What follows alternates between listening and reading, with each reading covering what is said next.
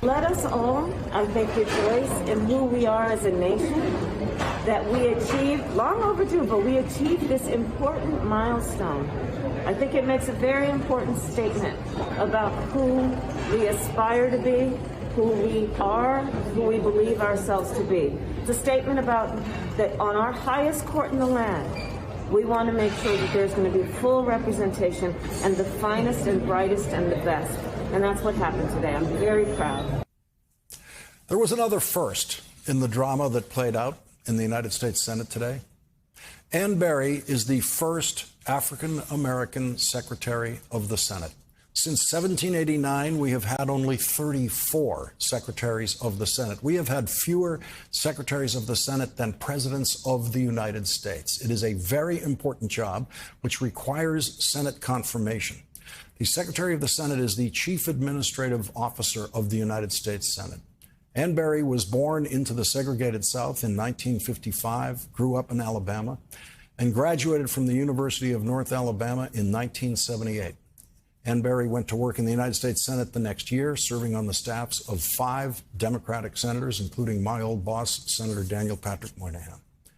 It is the signature of the Secretary of the Senate, Ann Berry, on Ketanji Brown Jackson's confirmation resolution that officially certifies to the White House that Ketanji Brown Jackson was, in fact, confirmed by the United States Senate. And so today, the first black woman vice president presided over the Senate confirmation vote for the first black woman Supreme Court justice, which was then signed and certified by the first black woman secretary of the United States Senate. And joining us now is Caroline Randall Williams, a poet, essayist, and educator. She is writer in residence at Vanderbilt University. And Caroline, I always want to turn to you on nights like this for the perspective that we need the eye and the ear of the poet to find. Well, I'm so grateful to get to join you tonight.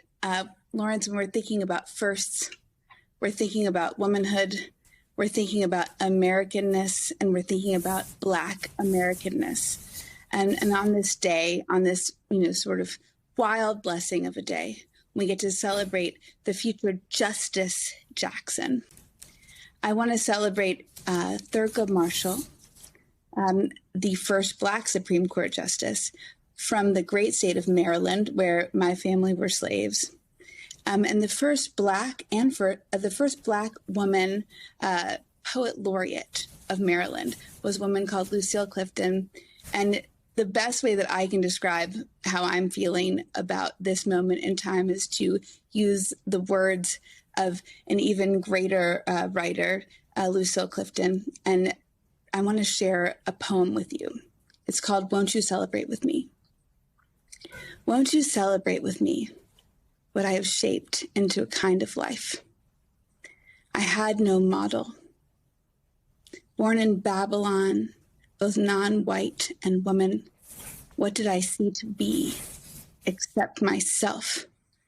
I made it up here on this bridge between starshine and clay, my one hand holding tight my other hand.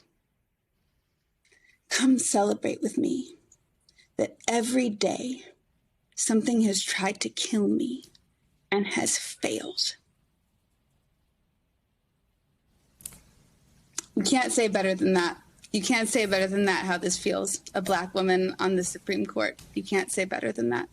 There are so many things that have been said in this confirmation process, including insulting things to now Justice Jackson.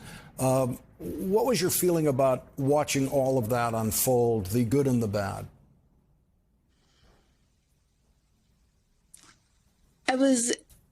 I felt gratitude for her resilience because, she was able to weather all of that wind. And that's how you get into the positions of power that she has found herself in, that Kamala finds herself in, that innumerable Black women that have to operate in primarily white spaces find themselves in. the Black women among us, we watched her sit through those hearings, and we knew that she could handle it, because that's what has to happen. And it was sort of, again, there's this strange spectacle of relief of having the rest of the country watch these things that we've been calling out in real time.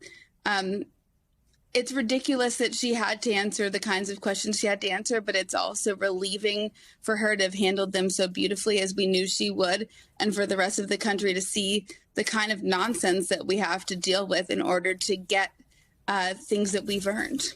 There's a remarkable sisterhood in this story that came together at Harvard College, this group of girls as roommates, and then on to Harvard Law School as classmates. One of them, Lisa Fairfax, testified at the confirmation hearing. Let's listen to her. I was roommate and a very dear friend at Harvard College and Harvard Law School of Judge Ketanji Brown Jackson, who I am so very honored to introduce to you today and to the American people. Ketanji and I met during our first days of college nearly 35 years ago. Those first moments when you wonder if you belong. She's the friend that made sure we all did. And Caroline, they all went on to climb this mountain, this jurisprudential American mountain, and they're all at the top of it in different capacities. It's just a remarkable story.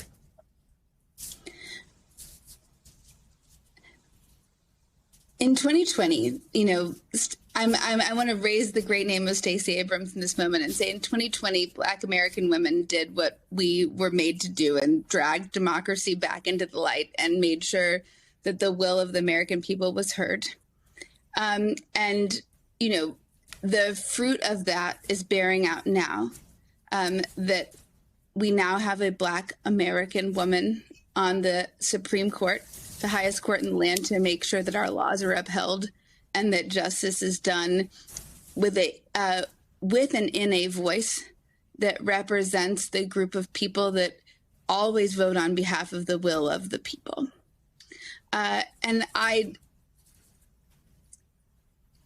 struggle to find the words for it past what Lucille Clifton can say, or what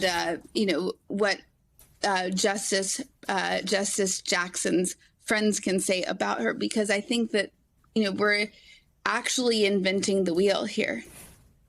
We're actually giving democracy a chance to do its work, and I think that.